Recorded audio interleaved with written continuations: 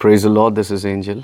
और जैसे कि कुछ वक्त से खुदा के रूह ने, प्रभु की आत्मा ने मुझे एक बोझ दिया है कि मैं थोड़ा स्पिरिचुअल वारफेयर के बारे में आप लोगों को टीच करूं, और स्पेशली ड्रीम्स और विजन्स जो हैं वो क्या मायने रखते हैं हमारी ज़िंदगियों में, और लोगों के उससे जुड़े कुछ क्वेश्चंस हैं। और जैसे कि हर ड्रीम, हर विजन क्या खुदावंद की तरफ से होता है, हर ड्रीम क्या खुदावंद की तरफ से होता है। मैंने उन्हें पहले भी बता दिया, एक बार मैं रिपीट कर दूंगा थोड़ा सा, कि हर ड्रीम खुदावंद की तरफ से नहीं होता है। क्योंकि कई बार आप किसी मूवी को देखते हैं, कोई चीज़ के बारे में कुछ ज़रूरत से ज़्यादा सोच रहे हैं, ज़्यादा सोचा है किसी बारे में, तो आप उन चीज़ों को देखते हैं ड्रीम्स में, तो वो खुदा उनकी तरफ से नहीं है। नाइटमेयर्स देखते हैं, दूसरे तरह के ड्रीम्स होते हैं नाइटमेयर्स में उन लोगों को ज़्यादातर आते हैं, रात में चौंकते हैं, डरते हैं ज़्यादा, जिनके साथ बचपन में कुछ गलत घटा है, एब्यूज़ किया गया है उन्हें, या कुछ ऐसी गलत यादें हैं, कुछ ऐसी चीज़ें जो सदमा उनके दिमाग में है, कुछ ऐसी यादें तो वो क्या है, उनके जहन में रहती हैं, और कई बार उसकी वजह से भी वो नाइटमेयर्स देखते हैं। ठीक है ना। और कई बार शैतान भी दिखाता है ऐसी चीज़ें आपको डराने के लिए। और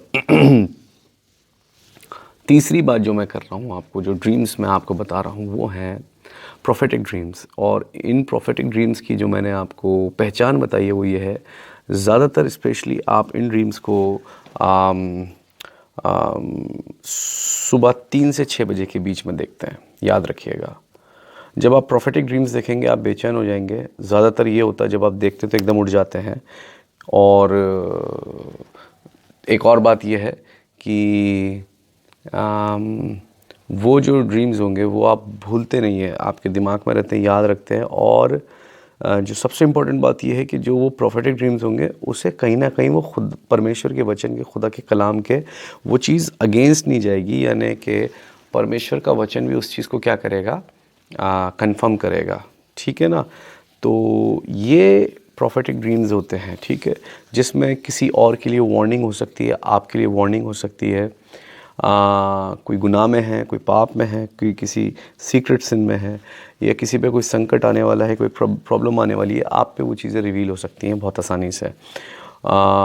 कई बार ये प्रोफेटिक ड्रीम्स हमें पैरेबल की ज़बान में मिलते हैं, ठीक है ना। और कई बार जो होने वाला होता है हम एग्जैक्टली उन चीज़ को वैसे ही देख लेते हैं। किसी को हार्ट अटैक पड़ने वाला है, किसी को कोई और हेल्थ इशू होने वाला है, आप एग्जैक्टली उस चीज़ को वैसे देख लेंगे, वैसे ही आपको दिखाई देगा। या कई बार आपको परमेश्वर, खुदा बाप पैरेबल की ज़बान में समझाते हैं। पैरेबल में यानी दृष्टांतों में। वो मैं बता देता हूँ। जैसे कि इससे पहले कुछ लोगों ने अपनी नासमझी की वजह से कई सवाल उठाए ड्रीम्स और विजन्स को लेकर, कि कुत्ते और सांप के बारे में बाइबल में कहाँ लिखा है, और ये इन्हें देखने से कुछ नहीं होता। असल में प्रॉब्लम की बात यह है कि क्योंकि उनके पास इस चीज़ का रेवलेशन नहीं है या गिफ्ट नहीं है। लेकिन अगर हम बाइबल को पढ़ेंगे तो पूरी तरीके से ड्रीम्स और विजन से बाइबल भरी हुई है। और मैं एक बार फिर यही बोलूँगा कि अगर किसी को भी इस बारे में बात करनी है, he is most welcome, she is most welcome. और ओपनली बात कीजिए मुझसे, सरदा मर्दी आमने सामने बैठ के कभी भी, ठीक है ना। लेकिन पैरेबल की ज़बान में कई बार आप देखते हैं सांप को, कुत्ते को, शेर को, क्या कहते हैं, किसी और चीज़ को, पर उसके पीछे एक स्पिरिट है जिसे आप देख रहे हैं किसी इंसान में काम कर रही है। वो मैं अभी क्लियर कर दूंगा, आप अच्छे से क्लियर हो जाएंगे। तो मैं आपके कुछ सवालों को भी क्लियर करने की कोशिश करूंगा इस वक्त, और आपकी बातों का क्या कहते हैं जवाब भी दूंगा, ठीक है ना। सबसे पहले मैं आप लोगों को एक गवाही शेयर करूंगा कि क्योंकि मैंने इससे पहले जो वीडियो बनाया था लाइफ पार्टनर को लेकर, और प्रभु ने चाहा मैं अपने यूट्यूब पे उसकी स्क्रीनशॉट्स भी, जो टेस्टिमनी, मुझे एक सिस्टर है जेनिफर जैन करके हैं वो, और उन्होंने मुझे कनाडा से इस टेस्टिमनी को भेजा है उस मेरे ड्रीम्स वाले और विजन वाले वीडियो को देखकर, कि किस तरीके से उस वीडियो को देखने के बाद होली स्पिरिट ने कई चीज़ों को उन पे कंफर्म करा, और उन वीडियो से उन्होंने ब्लेसिंग पाई। स्पेशली लाइफ पार्टनर वाली जो मैंने वीडियो को शेयर बताया था कि कैसे ड्रीम्स और विजन्स के थ्रू आपको साइंस मिल सकते हैं, और आपके पास आपको समझ में आ सकता है कि आप जिसके साथ हैं रिलेशनशिप में, आपका कोई क्या कहते हैं जो भी है, वो डिमोनिक है और परमेश्वर की तरफ से नहीं है और आपको गुनाह की तरफ ले आ रहा है वो, या आपको स्पॉइल करना चाहता है, तो आप ड्रीम्स और विजन्स के थ्रू आपको पता चल सकता है कि ये शैतान की तरफ से है। तो उन बहन ने जो मुझे व्हाट्सएप पे अपनी टेस्टिमनी दी, वो मैं आपको बता देता हूँ। इस तरह उन्होंने बताया कि मैंने ड्रीम देखा, ये वो उनकी शादी हो चुकी थी बट अब नाउ शी इज़ डिवोर्स्ड, और उन्होंने मुझे बताया कि उन्होंने देखा कि स्पिरिट में है वो ऊपर, और अपने आप को देख सकती हैं ऊपर से नीचे, और अचानक से वो अपने हस्बैंड को देखती हैं, वो किसी एविल स्पिरिट से बात कर रहा है, और अचानक से एक कुत्ता वहाँ से उनके पास आ रहा है जिसके दांत वैम्पायर जैसे हैं, और वो उनकी तरफ आ रहा है उन्हें काटने के लिए, और वो बस भाग रही है उससे पीछे छुड़ा के कि वो काट ना ले, और वो बहुत तेज़ी से भाग रही है। होते होते खुदा का फरिश्ता भी उन्हें सेव कर रहा है, बचा रहा है, और होते होते वो अपने घर में, क्योंकि वो इंडिया में गुजरात की हैं, वो पहुंच जाती हैं अपने घर पे और बच जाती हैं। और जैसे ही वो ये ड्रीम ख़त्म होता है तो वो जैसे उन्होंने अपने आप को ऊपर देखा ना, तो एकदम से नीचे एकदम से गिरी हैं। तो कह रही जब मैं उठी हूँ तो मेरे सच में पेन ऐसा था बॉडी में, और 2 दिन पेन रहा है जैसे वो सच में गिरी हूँ। फेल्ट करा उन्होंने इस पूरे ड्रीम को, क्योंकि हमें हम स्पिरिट में ट्रैवल भी करते हैं कई बार, और कई बार एक तरीके से आप समझ लीजिए हम जब स्पिरिट में होते हैं, नींद में होते हैं, तो ये एक तरीके से टाइम ट्रैवलर भी हो सकते हैं आप, टाइम मशीन में। मैं भी बता दूंगा टाइम ट्रैवलर, टाइम मशीन में कैसे होते हैं आप। आपको परमेश्वर पास्ट में भी ले जा सकते हैं और फ्यूचर में भी ले आ सकते हैं। यस, और ये रेवलेशन खुदावंद ने मुझे दिया। एग्जाम्पल के तौर पे बता देता हूँ कि मूसा ने लिखी स्टार्टिंग की 5 किताबें, ठीक है, और मूसा को तो नहीं पता ना आदम कैसे बना, और मूसा को तो नहीं पता ना अब्राहम के साथ क्या हुआ, नूह के साथ क्या हुआ, कैसे दुनिया तबाह हुई। फिर भी मूसा ने ही लिखा ये सब स्टार्टिंग की बाइबल की 5 किताबें। क्यों? परमेश्वर ने उसे पूरा पास्ट दिखाया, यानी मोजेस एक टाइम ट्रैवलर बन गया। होली स्पिरिट, क्योंकि परमेश्वर ना क्या कहते हैं, उसकी ना आदि और ना अंत, यानी उसकी ना बिगनिंग है और ना एंड है। वो टाइम पे क्या है, पूरी तरीके से वो टाइम को कंट्रोल करते हैं। तो जब चाहे परमेश्वर टाइम को रिवर्स कर लें और जब चाहे फॉरवर्ड कर लें, यहाँ तक कि आपको टाइम के बैक में भी ले जा सकते हैं, और टाइम के थ्रू परमेश्वर आपको फ्यूचर में भी ले जा सकते हैं। इस बात को याद रखना, फ्यूचर दिखा सकते हैं, प्रोफेसीज, आने वाली बातें देखते हैं। यानी खुदा का रूह, परमेश्वर का आत्मा आपको क्या लेके गया दुनियावी ज़बान में, टाइम ट्रैवलर बनाकर, टाइम मशीन में बैठाकर कहाँ ले गया, फ्यूचर में, कि फ्यूचर में क्या होने वाला है। मोसेस को तो पास्ट में भी ले गए और पास्ट की बातें बता दी कि क्या हुआ, कैसे पाप आया, कैसे गुनाह आया, कैसे आदम हवा बनाए गए, कैसे गुनाह में गिरे। तो ये है जब आप रूह में होते हैं। तो मैंने आपको एग्जांपल भी दिया था, कुछ लोग इसे समझ नहीं पाए क्योंकि थोड़ी मैच्योर बात है। फिर भी खुदा आज नहीं तो कल आप लोगों को ज़रूर इस चीज़ को समझने की आपको ज़रूर वो फजल देंगे, आपको अनुग्रह देंगे, ठीक है ना। तो कहने का मतलब ये है कि hallelujah, praise the Lord, hallelujah. हम सवाल ये उठता है, कुत्ते को, सांप को और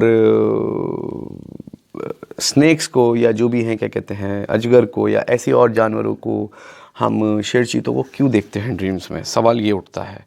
और कई लोग ना समझी में ये बोल रहे हैं कि ऐसा नहीं है, कुछ भी बाइबल के अकॉर्डिंग नहीं है। आप कहीं दूर मत जाइए, प्लीज़ दूर मत जाइए। आप प्रेरितों के काम यानी अमालों की किताब और उसका 10 और उस रेफरेंस को आप प्लीज़ पढ़ लीजिएगा याद से, ठीक है ना। अमालों की किताब 10, 1 मिनट रुकिएगा। हालेलुया, प्रेज यू अब्बा, हालेलुया। ठीक है, 10 में हम आ जाएंगे, ठीक है, प्रेरितों के काम 10, और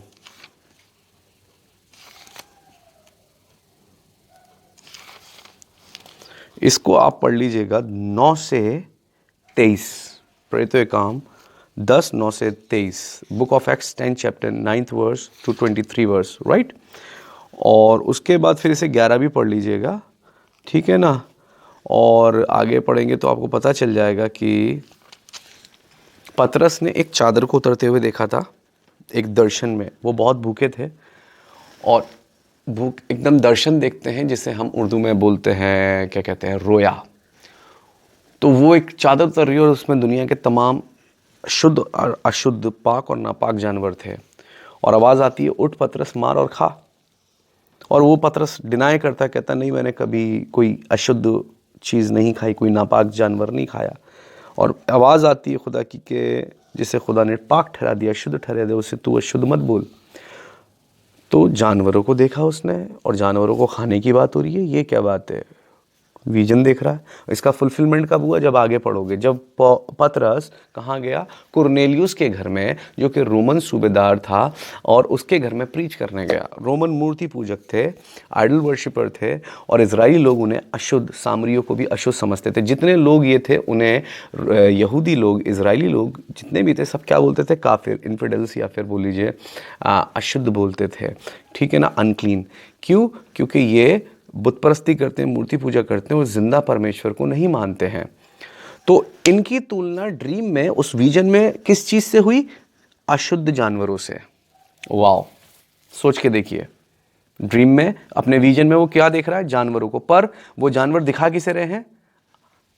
जानवर दिखा किसे रहे हैं? वो दिखा रहे हैं दुनिया की तमाम अलग अलग जो जानवर देखे, शुद्ध और अशुद्ध, वो तमाम दुनिया की क्या दिखा रहे हैं? अलग अलग ट्राइब, टंग और रेस के लोगों को। और वो लोग बहुत ज़्यादा, अभी उन लोगों को सीखने की ज़रूरत है जो नहीं समझ पा रहे। क्यों कुत्ता देख रहे हो, अजगर देख रहे हो, सांप देख रहे हो, आपको पता नहीं है कोई ऐसी स्पिरिट है उस इंसान के अंदर जिनको आप देखते हो इस तरीके से, जिसका नेचर या कैरेक्टरिस्टिक कुत्ते की तरह है। कुत्ता अपनी छांट को क्या करता? उगलता फिर चाट लेता है। यानी वो लोग जो अनक्लीन नेचर के हैं, जो वो उगल देते हैं, उस अशुद्ध को दोबारा उगलने के बाद दोबारा अपनी ज़िंदगी में ले लेते हैं। जो छोड़ देते हैं उसे दोबारा ग्रहण कर रहे हैं, उनका नेचर कुत्ते की तरह है। कोई कोई सूअर की तरह नेचर है। बाइबल बताती है कि धोई हुई सूअरनी क्या है? धुलती है और फिर वापस कीचड़ में जाती है। तो कुछ लोग को आप ड्रीम में सूअर की तरह देखेंगे। यानी ये वो लोग हैं जो मसीह में आने के बाद, साफ होने के बाद, बपतिस्मा लेने के बाद फिर गंदगी में जाते हैं, पुरानी लाइफ में जाते हैं। उन्हें आप ड्रीम में, विजन में सूअर की तरह देख सकते हैं। सांप भी देख सकते हैं किसी को। वो आपके शत्रु को दिखाता है, आपके एनिमी को दिखाता है। इनकी बातों में जहर है, ये डसते रहते हैं आपको। तो वो जानवर का नेचर, वो कैरेक्टर है उसके अंदर, उसका कैरेक्टरिस्टिक ऐसा है। इसलिए आप जानवरों को देख रहे हो ड्रीम्स में, विजन्स में। उस स्पिरिट को जो आपके पीछे पड़ी हुई है, और वो स्पिरिट चाहे वो पाइथन की हो, स्नेक की हो, किसी और जानवर की हो जो आपके अगेंस्ट आ रही है, उस इंसान में वो स्पिरिट, वो कैरेक्टर काम कर रहा है उस जानवर का। याद रखिएगा। इसलिए आप ड्रीम्स में इस तरीके से बीस को, जानवरों को देखते हो। इस बात को याद रखना। चाहे तो आप मुझसे आमने सामने बैठिए, बात कीजिए, ठीक है ना। और इसीलिए ये जो ड्रीम्स होते हैं ये पैरेबल की ज़बान में होते हैं। पैरेबल की ज़बान में यानी कि आप जानवरों को देख रहे हो, उसके पीछे लेकिन कुछ और ही क्या है, उसका मीनिंग कुछ और ही है। कुछ और देख रहे हो, किसी पेड़ को देख रहे हो, फाउंटेन को देख रहे हो, कुएं को देख रहे हो। इन सब को पैरेबल की ज़बान में है, और इनका पैरेबल की ज़बान में एक मीनिंग है। और इसके लिए खुदा के रूह की ज़रूरत है कि खुदावंद आप पर और मुझ पर उन चीज़ों को खोले और उन सीक्रेट्स को हम जान सकें, उसका इंटरप्रिटेशन मिल सके, ठीक है ना। तो कहने का मतलब, मैं समझता हूँ आपको क्लियर हो पाया होगा कि क्यों जानवरों को भी देखते हैं, और जानवर क्यों किसी इंसान को ही दिखाते हैं आपकी ज़िंदगी में कई बार, या बदरूह को दिखाते हैं जो आप पर अटैक कर रही है, आपके पीछे पड़ी हुई, या आप ऐसे लोगों के साथ हैं, ठीक है ना। तो यहाँ पर आप फिर देख लीजिएगा, पढ़ लीजिएगा अमालों की किताब 10 और उसको 9 से 23, और फिर आगे भी पढ़िएगा जब उसका फुलफिलमेंट हुआ है, जब वो कुरनेलियुस के घर गया है। कुरनेलियुस के घर में पतरस ने प्रचार करा, मनादी करी, और उन लोगों पे कलाम को, वचन को सुनते सुनते पवित्र आत्मा उतर आया, और पतरस ने आज्ञा दी, कमांड करा कि इन्हें बपतिस्मा दिया जाए यीशु के नाम में, ठीक है। ये आप पढ़ लीजिएगा, तब उसे अपना विजन पता चला। ओहो, जो मैं शुद्ध अशुद्ध जानवर देख रहा था, पाक ना पाक, वो तो दिखा रहे अलग अलग जाति, अलग अलग धर्म के, और अलग अलग समुदाय, गोत्र, कुनबे के, कौम के लोगों को दिखा रहा, अलग अलग कौम और ट्राइब्स के लोगों को। वो ये है, ठीक है। Praise the Lord. ये खुदा की ज़बान है बात करने की। ये सुने, हमें भी तो भेड़ बोला है। जानवर है क्या हम? नहीं, हमें भेड़ बोला, यानी हमारा कैरेक्टर, हमारा नेचर एक भेड़ की तरह होना चाहिए। भेड़ की खाल में छुपे हुए भेड़िए क्यों बोल रहे हैं खुदावंद? यानी कि उनका नेचर भेड़िए की तरह, फाड़ खाने वाले। पौलुस भी कह रहा है अपनी पत्री में, अपनी एपिसोड्स में, कि तुम एक दूसरे को फाड़ खाते हो। कुत्ते जैसा स्वभाव है, जो फाड़ रहे हैं, एक दूसरे को खा रहे हैं। उनका नेचर, उनका कैरेक्टर। ठीक है, इसलिए बाइबल कहती है भजन संहिता में, तुम पशु सरीखे का मनुष्य, कैसा, जानवर की तरह इंसान, यानी उसका नेचर, उसका वो कैरेक्टर, उसकी वो क्या कहते हैं स्वभाव, उस जैसा, उसकी लाइकनेस किसी जानवर से मेल खा रही है, उस जैसा नेचर हो चुका है। समझ रहे हैं इस बात को? इसलिए आप जानवरों को देखते हैं। और भी बहुत कुछ बोल सकता हूँ, बहुत कुछ है बोलने के लिए जानवरों के बारे में, क्यों आप देखते हैं, लेकिन अभी मैंने आपको सिर्फ शॉर्ट में बताया है। सेकेंड चीज़, ड्रीम्स, जो प्रोफेटिक ड्रीम्स हैं उनको बाइबल किस तरह डिस्क्राइब करती है, तो मैं आपको एक बात बता दूंगा कि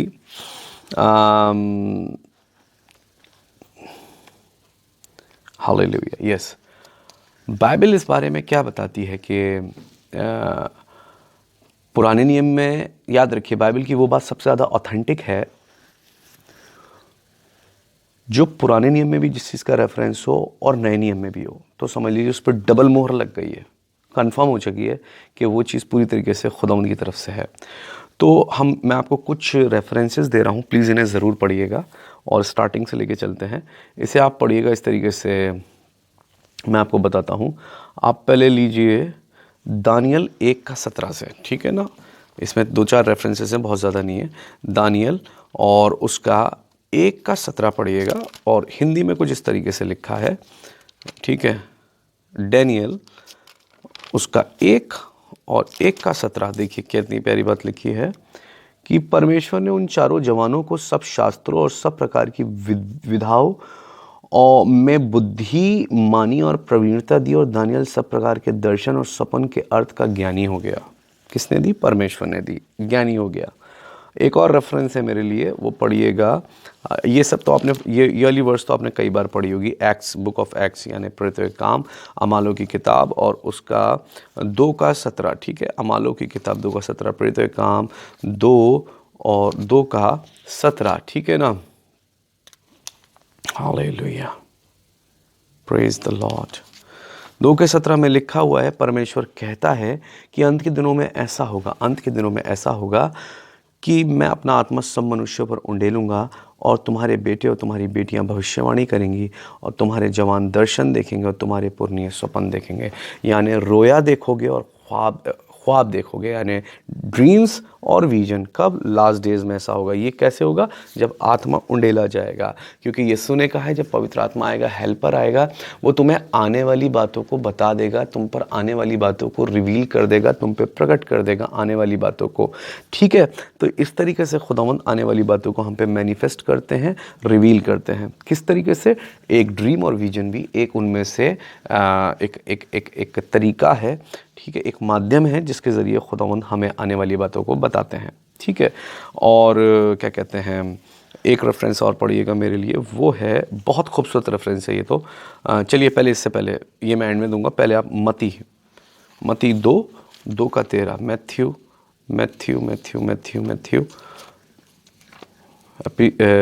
गॉस्पेल ऑफ मैथ्यू और उसका 2:13 में ऐसा लिखा है, गौर से सुन लीजिएगा।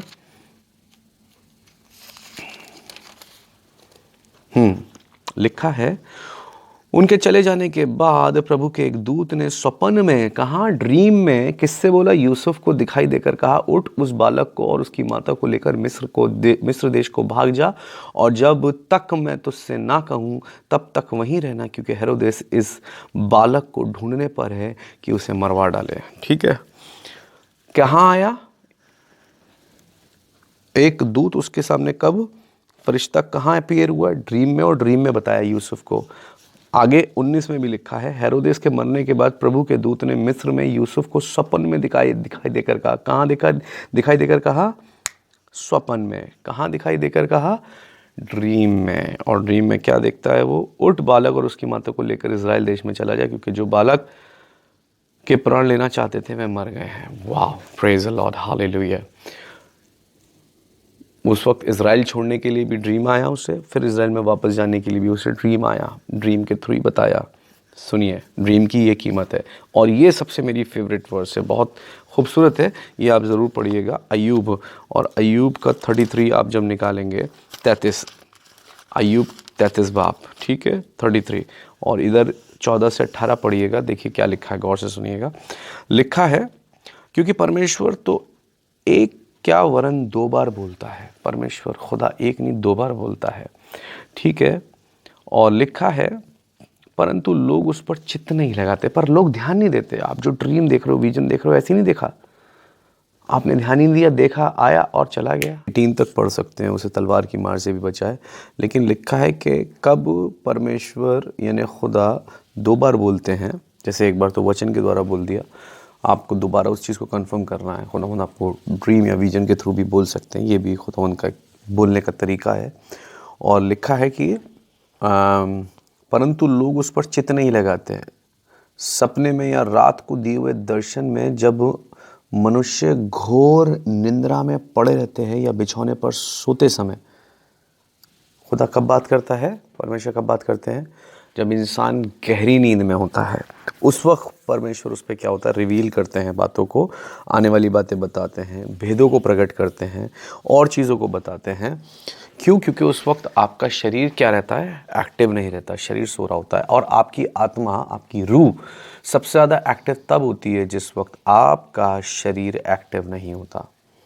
और मैंने लास्ट टाइम बताया था आपको, मैं फिर बता दूं, इसको कई लोग समझ नहीं पाए, मैं फिर बता दूं। जिस तरह लिखा है पैदाइश के 3 बाब में, जेनेसिस उत्पत्ति 3 में, कि परमेश्वर यहोवा एलोहिम खुदा आदम से कब मिलने आते थे, दिन के ठंडे वक्त में। और दिन के ठंडे वक्त में अगर आप ओरिजिनल हिब्रू में, असली इब्रानी ज़बान में उस जब शब्द को, उस अल्फाज को जब आप देखेंगे तो वो लिखा हुआ है रुआख में। जब आदम रुआख के वक्त में जो एलोहिम खुदा है, यहोवा खुदा है, वो आदम को विज़िट करते थे। और रुआख का मतलब है रूह में है, जब वो स्पिरिट में होता था। और आप पता है स्पिरिट में कब होते हैं, जब आप सोते हैं या जब आप ड्रीम या विजन देख रहे होते हैं। और ये तभी होता है ज़्यादातर जब आप सोते हैं, क्योंकि उस वक्त आपकी रूह सबसे ज़्यादा एक्टिव होती है, आप रूह में होते हैं उस वक्त, ठीक है। कई लोग नहीं समझ पाए, फिर भी मैं आपको बताता हूँ, खुदावंद आज नहीं पर कल आप इस चीज़ को समझ पाएंगे खुदावंद के फजल से। तो इसीलिए ड्रीम्स और विजन्स बहुत बड़ा एक ज़रिया है, खुदावंद जिसके ज़रिए बात करते हैं, आने वाली बातों को बताते हैं, प्रकट करते हैं। सवाल ये उठता है कि आप कई बार दूसरों के लिए देखते हैं वार्निंग, किसी को चेन में बंधा हुआ देख रहे हैं, किसी को शायद आप देखें किसी का एक्सीडेंट हो जाए, जैसे मैंने आपको बताया। कई बार ड्रीम्स विजन्स में आप बिल्कुल वैसी बातों को देखेंगे जैसे घटने वाली होगी, यानी किसी को हार्ट अटैक पड़ने वाला होगा तो आप हार्ट अटैक ही देखेंगे। किसी को और कोई प्रॉब्लम होने वाली होगी, आप बिल्कुल उस चीज़ को वैसे ही देखेंगे। या कई बार पैराबल की ज़बान में किसी जानवर को, किसी और को, शेर को, ठीक है ना, इस ज़बान में खुदावंद कई बार बताते हैं। तो कहने का मतलब ये है कि क्यों मैं दूसरों के लिए खुदावंद मुझे दिखा रहा है, मेरा क्या फ़र्ज़ बनता है उस वक्त अगर मुझे दिखाया है तो। किसी पे कोई प्रॉब्लम आने वाली है या किसी के लिए और कोई चीज़ बता रहा है, कोई किसी बॉन्डेज में है, किसी बीमारी में है, किसी सफरिंग में है, वो आप पे खुदावंद कहीं ना कहीं रिलीज़ कर देंगे। जैसे कि एक बार बहुत पहले की बात है कि मेरे को खुदावंद ने एक सुबह विजन दिया, और अर्ली इन द मॉर्निंग मुझे जो आते हैं वो तभी आते हैं जब मैं सो रहा होता हूँ, पर मॉर्निंग के वक्त में जो है वो विजन रहते हैं, ठीक है ना। उस वक्त मैं बिल्कुल उठने वाला होता हूँ, तो इस वक्त मेरे पे ये चीज़ें आती हैं। और ऐसा होता है जैसे ही वो ओवर होता है तो मैं उठ जाता हूँ, और इसलिए कि खुदावंद चाहते हैं मैं दुआ करूँ उस चीज़ के लिए। जैसे कि यहोवा खुदा क्या करने वाले थे, परमेश्वर यहोवा सदोम और अमोरा को अब जजमेंट देने वाले थे और उनके ऊपर आग बरसने वाली थी। और खुदा ने कहा ये बात क्या मैं अब्राहम को नहीं बताऊं, अब्राहम से भी तो मुझे शेयर करनी है, क्योंकि अब्राहम खुदा का दोस्त था और दोस्त अपने दिल की बात को शेयर करते हैं। तो कहने का मतलब ये है कि अब्राहम को बताया गया कि अब सदोम और अमोरा को हम बर्बाद करने जा रहे हैं ऐसे ऐसे। तो क्या अब्राहम ने सुन के बस आई गई कर दी? नहीं, अब्राहम तुरंत इंटरसेशन करने लगा, यानी उस चीज़ के लिए प्रेयर करने लगा, क्योंकि अब्राहम को पता था उधर उसका भतीजा भी है। और जब उसका भतीजा है, हालेलुया, और जब उसका भतीजा है तो नेचुरल सी बात है कि क्या कहते हैं, वो भी वहाँ पर क्या कह सकते हैं, अब्राहम के अंदर एक कंसर्न आ गया कि वो भी कहीं उस आग में ना जले या बर्बाद ना हो।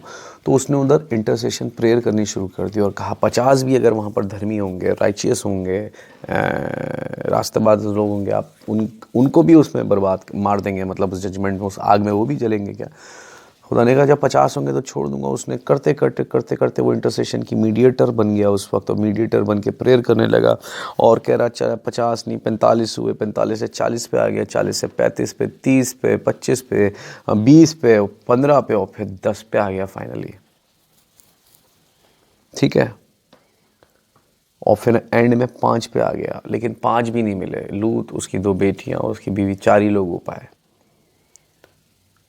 और यही हुआ कि जजमेंट आ गया उस जगह पर। लेकिन अब्राहम की दुआ की वजह से लूत बच गया,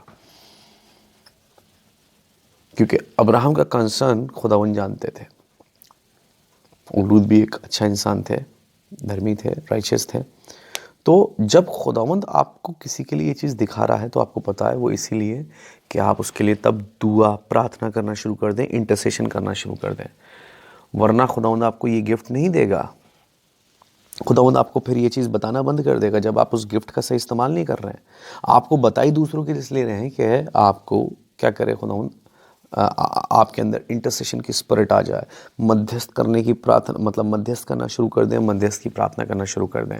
इसलिए खुदावंद आप पे ये बात रिवील कर रहा है। जैसे कि एक बार बहुत साल पहले की बात है, मेरे ब्रदर है, उन्हें मैंने देखा कि वो एक ऑफिस में बैठे हुए हैं और बड़ा आउटडेटेड सी उनकी फाइल्स वगैरह हैं और बड़ा आउटडेटेड सा ऑफिस है, और वो जवान हैं, हट्टे कट्टे तगड़े। लेकिन मैंने उन्हें देखा, बिल्कुल उनके बाल यहाँ से उतरे हुए हैं, सफ़ेद हो रहे हैं, है ना, बिल्कुल बुज़ुर्ग देखा उन्हें, और ऐसे करके बिल्कुल कमज़ोर बैठ के कुछ फाइल में लिख रहे हैं। तो मैं समझ गया कि कुछ प्रॉब्लम है ब्रदर के साथ। मैंने प्रेयर करी उस चीज़ के लिए, और उसके बाद 2-3 दिन बाद मैंने फ़ोन करा, मैंने ब्रदर मैंने आपके लिए ऐसे देखा है, क्या दिक्कत है। उन्होंने उस वक्त नहीं बताया, पर मुझे 1 हफ़्ते बताया कि उनके जॉब में बहुत प्रॉब्लम चल रही है, और उन्हें जॉब से क्या कहते हैं, उनका प्रमोशन की जगह उनका और डिमोशन हो गया है, और उन्हें क्या कहते हैं, जॉब से निकलने की बात चल रही है। बहुत सारे इश्यूज़ चल रहे थे, क्योंकि मैंने ऑफिस में देखा, बुज़ुर्ग इसलिए देखते हैं आप कई बार दूसरों को। अगर आप किसी जवान को बहुत बुज़ुर्ग और कमज़ोर देख रहे हैं, उसका मतलब ये है कि वो हालातों के सामने बिल्कुल अपनी ताकत को, अपनी एनर्जी को खो चुका है। ठीक है, और उसके अंदर ताकत नहीं रही है अब आगे बढ़ने की। ठीक है ना, वो बिल्कुल हालातों के सामने बिल्कुल सरेंडर कर गया है, और उसके अंदर स्टेमिना नहीं बचा है कि वो आगे बढ़े। इसलिए आप बुज़ुर्ग देखते हैं, उसकी ताकत, उसका जोश, उसकी जो भी स्ट्रेंथ है आगे बढ़ने की, वो जा चुकी है। इसलिए आप कई लोगों को, जवानों को जब बुज़ुर्ग देखें तो उसका मतलब यही है, ठीक है, कि स्पिरिट में वो बुज़ुर्ग हैं, यानी ताकत खो दी है उन्होंने आगे बढ़ने की, लड़ने की, आगे जाने की। तो ऐसे लोगों के लिए आपको दुआ करनी है, प्रार्थना करनी है, खुदा उन्होंने एक नई स्ट्रेंथ, एक नया बल दे। ठीक है ना। मैं प्रेयर कर रहे थे हम लोग, क्योंकि खुदा ने जब मुझे ये चीज़ दिखाई तो ये मेरा फ़र्ज़ है कि मैं उस चीज़ के लिए प्रेयर करूँ, इंटरसेशन करूँ। खुदा उनका शुक्र हो कि उसके बाद फिर उन्हें एक दूसरी जगह पे जॉब मिल गई, और अच्छी जॉब मिली, यानी कि प्रमोशन के साथ मिली। और एक मेरे घर के सामने एक फैमिली रहता था, तो उनका दामाद, जिसे मैंने कभी जीवन में हाय हेलो तक नहीं हुई, बातचीत नहीं हुई, वो यहाँ नहीं, पुणे में था। और उसके लिए मुझे खुदा ने दिखाया कि जिस एक टेलीकॉम कंपनी में वो जॉब करता था, वहाँ पर उसकी कलीग से उसकी लड़ाई झगड़े हो गए, उसका मर्डर कर दिया। पैसों का कुछ बात थी, पैसों के लेन देन के चक्कर में। उसकी सास यहीं पर थी। तो मैं अगले दिन मॉर्निंग में जब मैंने देखा, प्रेयर करी, और फिर मैं उसकी सास से पूछा गया कि आपके जो दामाद है वो ठीक है, कुछ प्रॉब्लम तो नहीं है जॉब में? कह रही नहीं। और ऐसा क्यों पूछा आपने? मैंने कहा बस मैंने कुछ देखा था, मैंने उन्हें बताया ऐसे ऐसे बात है, अपने आप दामाद को बता देना। और मैंने कहा वैसे मैंने प्रेयर करी है। लेकिन उन्होंने बात सुन के अनसुनी कर दी, आई गई हो गई। और उसके बाद ये हुआ कि वो इत्तेफाक से अपनी बेटी आई थी, शायद बेटी को छोड़ने गई थी वहीं पर, और वो उनके सामने हुआ कि उनके दामाद का, जिसके लिए मैंने देखा था, ये एग्जैक्टली यही हुआ कि जॉब में कलीग्स के साथ बहुत ज़्यादा झगड़ा हुआ, और यहाँ तक कि उसे जॉब छोड़नी पड़ी, और पैसों की लेन देन के चक्कर में हुई, जो मैंने एग्जैक्टली चीज़ देखी थी। लेकिन परमेश्वर का धन्यवाद, उसे वैसे कोई हार्म नहीं आया। वो दूसरी जगह पे चला गया, उन्होंने वो शहर ही बदल के वो दूसरे किसी शहर में चले गए थे, और वहाँ उसे जॉब मिल गई थी। लेकिन मैंने उसका मर्डर देखा था। क्यों? क्योंकि परमेश्वर चाह रहे थे मैं उसके लिए प्रेयर करूं। अगर हम प्रेयर नहीं करते तो हो सकता है कि कॉन्सिक्वेंसेस बहुत डेडली हो सकते थे। लेकिन जब परमेश्वर ने, खुदा ने हमें दिखाया है, तो ये हमारा फ़र्ज़ बनता है कि हम उन चीज़ों के लिए क्या करें? प्रेयर करें। ठीक है ना। तो जब आप दूसरों के लिए देखें तो वो इसलिए देख रहे हैं कि परमेश्वर चाहते हैं कि आप वहाँ पर इंटरसेशन में आ जाए, इंटरसेशन करें। तो इसलिए चाहे आप अपने लिए वार्निंग देख रहे हैं, किसी और के लिए देख रहे हैं, ये सब इसलिए हो रहा है कि आप शैतान को, अपने दुश्मन को, इन बातों को समझ सकें, ठीक है ना, शैतान की चालों को समझ सकें, उन स्पिरिट्स को जो स्पिरिचुअल रीम में लोगों के ज़रिए, किसी और के ज़रिए आपकी ज़िंदगी में काम करने की कोशिश कर रही हैं, आप पर अटैक करने की कोशिश कर रही हैं, आपके लव्ड वंस हैं उनके ऊपर अटैक करने की कोशिश कर रही हैं, उन्हें इस्तेमाल कर रही हैं। और डायरेक्ट जब आप प्रेयर में, आप मुंह पे मत बोलो तुम में शैतान है, तुम शैतान हो, नहीं, प्रेयर में जाइए, वहाँ पर उस स्पिरिट से बात कीजिए, उस स्पिरिट को बांधिए, डांटिए, उसे अपनी अथॉरिटी और अपनी आइडेंटिटी को याद दिलाइए और उसे मसीह यीशु में बताइए आपके पास क्या अधिकार है। आप देख रहे हैं सपने में सांप है, अजगर है, आपको मार रहे हैं, नहीं नहीं नहीं, आप उसे भजन संहिता 91 याद दिलाइए, बताइए देख तेरी औकात मेरे पाँव के नीचे है, यीशु मसीह में मेरे पास अधिकार है, अथॉरिटी है तुझे कुचलने का। और किसी शेर को देख रहे हैं आप पे अटैक करने की कोशिश कर रहा है, बताओ उसे अथॉरिटी अपनी, शेर मैं तेरे खिलाफ मत में आता हूँ, और क्योंकि मेरे को तेरे को लताड़ने का अधिकार है, मुझे तुझे डांटने का अधिकार है, और उस अधिकार से, उस अथॉरिटी से मैं तुझे यीशु के नाम से पीछे हटने की आज्ञा देता हूँ। कोई कुत्ता भाग रहा है, पीछे आ रहा है, बताओ सुन, लिखा है शैतान का सामना करो तो वो भागेगा, मैं तेरा सामना करता हूँ मसीह यीशु में, और मैं तुझे हुक्म देता हूँ दूर हो मेरे है ना, मेरे पास, या मेरे किसके लिए और किसी और के लिए देख रहे हो तो उसे, मतलब प्रेयर में आपको एक स्पिरिचुअल रीम में ऑफेंसिव बनना है, डिफेंसिव नहीं बनना है। जब आप स्पिरिचुअल वारफेयर कर रहे हो, डिफेंसिव मत बनो कि जब शैतान अटैक करेगा तो आप प्रेयर करोगे, आप पहले से ही ऑफेंसिव रहो, ऑफेंसिव मोड में रहो और रहम मत दिखाओ स्पिरिचुअल रीम में जब आप बैटल कर रहे हो तो, ठीक है। और अपनी अथॉरिटी, शैतान दो ही चीज़ों से बस डरता है, आपकी अथॉरिटी से। अगर आप उसे अपनी अथॉरिटी और अपनी आइडेंटिटी को बताओगे, वो उसी चीज़ से डरता है, अपनी अथॉरिटी और अपनी आइडेंटिटी उसे बताइए, और इस तरीके से आप क्या करोगे, अपने दुश्मन पे जीत जाओगे। मैंने बहुत पहले, शायद सालों पहले, एक मूवी देखी थी वैंडन की, उसमें वो एक बॉक्सर से लड़ने वाला था, बॉक्सर उससे बहुत लंबा चौड़ा था, बार बार वो उसको देख रहा है ये लड़ता कैसे है, उसकी वीडियोज़ को, वो उसकी वीडियो को जो उसकी लड़ाई की है, उसकी बॉक्सिंग की, बार बार रिवर्स कर रहा है, देख रहा है ये इसका सबसे ज़बरदस्त क्या है, इसका जो क्या कह सकते हैं, इसका पंच है, या ऐसे मारता है, या अला इसका जो अटैक मोड है, या जो भी है, ये इसकी वीकनेस है, ये इसकी स्ट्रेंथ है। वो अच्छे से उसे रीड कर रहा है, देख रहा है बार बार उसके लड़ने के तरीके, और उसका तोड़ ढूंढ रहा है। यानी कि आप अपने दुश्मन पे, शैतान पे, शत्रु पे तब जीत सकते हो, जीत हासिल कर सकते हो जब आप उसको समझ जाओ। ड्रीम्स में, विजन्स में देख रहे हो अपने दुश्मन को, समझो वो कैसे अटैक करता हो, समझो कि कैसे उसकी अटैक्स को आपको निकम्मा करना हो, समझो कि सिर्फ निकम्मा नहीं करना, फिर आपको अटैक कैसे करना है। उतनी आसानी से आप स्पिरिचुअल वारफेयर को जीतना शुरू कर दोगे, और फिर विक्टिम बनोगे नहीं, पर शैतान को विक्टिम बनाओगे बदलो, क्योंकि वो समझ गया कि अब ये मुझे पहचान चुका है, जान चुका, मेरी स्ट्रेंथ को जानता है, अब ये मैं इसके सामने एक्सपोज हो चुका हूँ। जब एक्सपोज हो चुका हूँ तो आप नेचुरल सी बात है उस पर जीत हासिल कर लेंगे। तो इस तरीके से आप और अक्लमंद होइए, और ज़्यादा क्या कहते हैं उसे, इस लड़ाई में गिव अप मत कीजिए, ठीक है ना। खुदा उनका फजल मांगिए, मसा मांगिए, और आप देखिए कि वो आपसे हारना शुरू हो जाएगा और आप उसके लिए थ्रेट बन जाएंगे। याद रखिए, अचानक से आप गाने में भजन बजाना शुरू करते हैं अपने घर में लड़ाइयाँ अपने आप बढ़ जाती हैं, और वो भजन बजने, वो गॉस्पल सॉन्ग्स बजने बंद हो जाते हैं। होता है ऐसा। आप फैमिली प्रेयर स्टार्ट करते हैं, 5-10 दिन बाद कुछ फूट पड़नी शुरू हो जाती है, 1 महीने बाद लड़ाई झगड़े आने लगते हैं आपस में कि वो फैमिली प्रेयर बंद हो जाए। क्यों? क्योंकि जब भजन बजा रहे हैं, गॉस्पल सॉन्ग बजा रहे हैं, प्रेयर कर रहे हैं फैमिली प्रेयर, वहाँ पर बदरूए उससे पागल होती हैं, इरिटेट होती हैं, भागती हैं वहाँ से, टिक नहीं सकती, क्योंकि वेव्स उसकी उस एटमॉस्फेयर में जा रही है, उन सॉन्ग्स की, उन वर्शिप सॉन्ग्स की, तो उनके सामने टिक नहीं सकती, भागना पड़ता। तो उसका क्या है, किसी तरह भैया ये बंद करवाओ, चाहे कोई मिसअंडरस्टैंडिंग क्रिएट करनी हो, चाहे लड़ाई झगड़े करवाने हो, बंद करवाओ इनकी प्रेयर को, बंद करवाओ इन गॉस्पल सॉन्ग्स को, कि हम यहाँ पर बने रहें। उसकी चालों को समझो, उतना ज़्यादा बजाओ, उतनी ज़्यादा प्रेयर करो, और वो निकम्मा होगा और भाग जाएगा।